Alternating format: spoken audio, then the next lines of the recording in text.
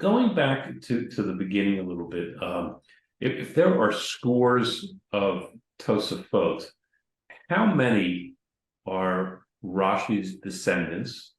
And it seems, Professor, from what you're saying is that even if there wasn't Rashi, there would have been Tosafot. We kind of think Tosafot have to go with Rashi, but it sounds that it didn't have to go with Rashi. Well, perhaps, this is Hanistarot Lashem Elokeinu, perhaps, except the Wissenschaft scholars, Jewish scholars in the 19th century, very interesting critical study and so on, had a great description of Rashi. They call Rashi Maslul Talmud, a path through the Gemara. Had Rashi not made the path, somebody else might have. We could alternate history. Who would it have been? Shoulda, coulda, woulda, mighta. And so, as long as you have a path through, once you can get through the bush and get through the brush and clear, solu derech, you can then have this, running with the ball. But the fact is that Rashi was not just good at it, he was the greatest at it. There were other Perushim, so-called students of Rabbeinu Gershom and so on, that were not nearly as effective as Rashi. They were great, but they weren't as effective as Rashi. With Rashi, for his immediate descendants like Rabbeinu Tam and Ri, I don't think it's a chip shot at all. They had to bring this new method. They had to, again, question how new the method is, where they got it from.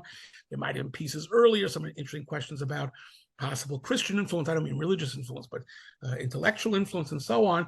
Once they got the method, Rashi opened the book.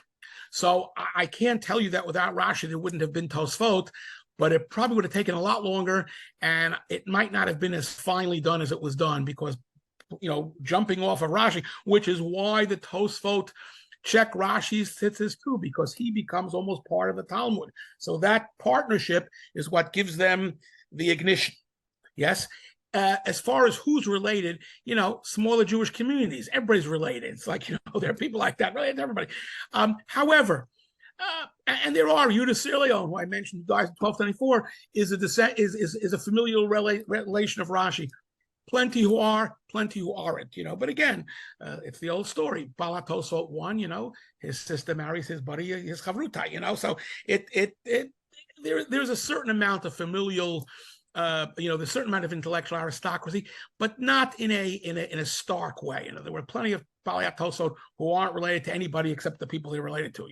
So, but it certainly has a lot to do with Rashi. Interesting, by the way, as far as I'm concerned, this is Machloket HaChokrim. The first Tosafist, the George Washington, so to speak, the David Ben Gurion, I don't know, the first one of the Tosafists was actually a German named Yitzchak ben Asher Halevi, Ritzpah Halevi of Spira, who died in 1133. He's kind of a transitional figure, and we don't have a lot from him. So some scholars have taken the position he wasn't the Rabbeinu Tam. And the answer is, how do you know? We've only got a tenth of the material. And that from that tenth, he looks like a Rabbeinu Tam. To make it even stronger, Rabbeinu Tam acquired a cohort, almost a clique of German students who had studied with Rav Spira, who died fairly suddenly, 1133. There's an interesting story about that. It has to do with the fact that he was supposed to not eat on Yom Kippur, and he did, and therefore, and so on. It's a later source, but they all hightailed it. As soon as he was nifter, they ran right to Rabbeinu Tam, matzah min esmino, right? One, if you're with Rav Spira, the only person you go to after that is Rabbeinu Tam. If you were learning with, I don't know who, you had to go from the Rav, you had to go to this one, whoever it may be. So again, also he's a connected person, so to speak, and he's learning and he's inspired. He perhaps was in Worms before the First Crusade. So everybody's got some level of connection, but it's not a kind of an aristocracy. If you're not in the club, if you're not in the right, the right last name, you can't get in. It's not that kind of thing at all. Okay. And no Tosafot outside of Europe, none from the Islamic countries, Bavel, North Africa. Listen, lo koribul is that Tosafot. In other words, the name Tosafot is a fundamental. I mean, the word Tosafet, that's when you go to a restaurant in Israel, they tell you what do you want for the Tosafet. It can be right. So spend a lot of time not in restaurant, but in Israel.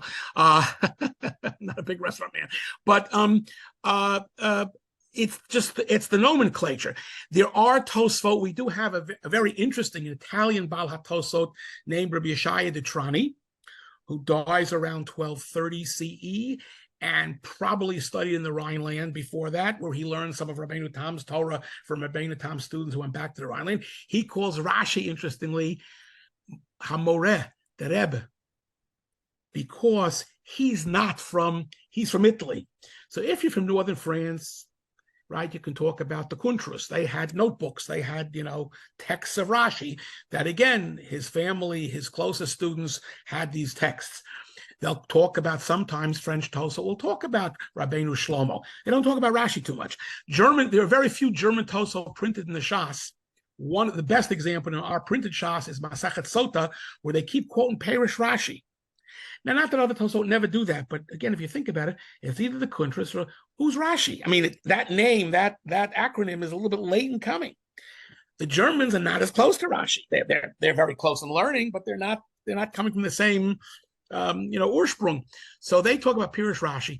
The Rid talks about the Moreh in his Pirush HaChumash too, the Rebbe. And he's a big Rashi fan, even though part of his calling card is he agrees with no one. If it doesn't work well in the Gemara, he'll disagree with anybody. He disagrees with Rashi, but he's still the Rebbe. So we have Italian Tosafot. There might be others. Provence and Spain consume Tosafot. In other words, let me explain what I mean by that.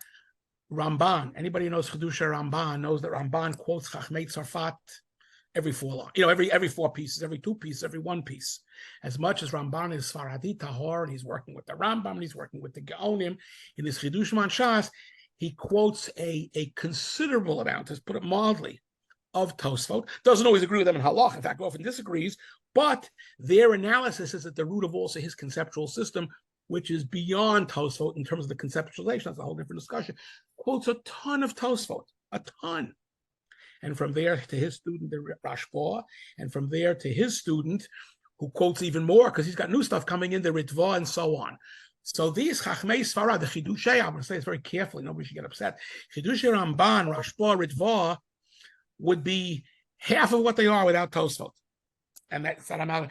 But they're not writing Tosafot. They may disagree with Tosafot, they may analyze, Aval Ze Chidushim is a little Tosafot. That's how it sort of develops. And the prior stage was the northern French material came down to southern France. That's how the Ramban got it, because he had Rebbeim who either went to northern France to learn from Provence and so on. So the stuff moves very quickly southbound. The Baal HaMor and the Ravid both love Rabbeinu Tam. And at one point, the Ravid says the Baal HaMor, you are Zanav Latzorfativ, you're too French, you're too northern French, right? You're hanging around with Rabbeinu Tam too much. That should be the worst problem. So this stuff is a revolution, and it then gets carried, cultural transference, agents of culture, by individuals, by books, and so on. But the Tosafot locus is again, I don't know if anybody, there were Spanish Shasin that were either copied or printed with Ramban instead of Tosafot, but they didn't call it Tosafot, they called it Ramban. There are a couple of those.